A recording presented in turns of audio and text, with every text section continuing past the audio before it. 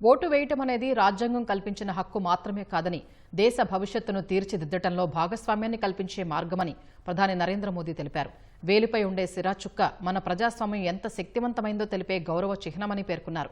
జాతీయ ఓటర్ల దినోత్సవం సందర్భంగా మై భారత్ వాలంటీర్లకు రాసిన లేఖలో మోదీ ఈ వ్యాఖ్యలు చేశారు.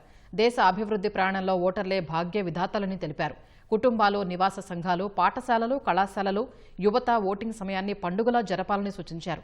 అలా చేయడం ద్వారా వారు కొత్త బాధ్యతను గర్వంగా స్వీకరించేలా చేయవచ్చని హితవు పలికారు. ఎన్నికలను ప్రజాస్వామ్య పండుగగా అభివర్ణించిన ప్రధాని హిమాలయాల నుంచి అండమాన్ దీవుల వరకు దేశవ్యాప్తంగా ప్రజలు ఉత్సాహంగా ఓటింగ్లో పాల్గొంటున్నారని గుర్తు చేశారు.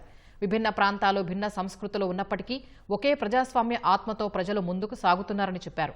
ఓటరు నమోదు, ఓటింగ్పై అవగాహన పెంచేందుకు మై భారత్ వాలంటీర్లు చురుకుగా పనిచేయాలని పిలుపునిచ్చారు. బలమైన ప్రజాస్వామ్యం, వికసిత్ భారత్ నిర్మాణం కోసం ప్రతి ఒక్కరూ కృషి చేయాలని ప్రధాని తన లేఖలో పేర్కొన్నారు.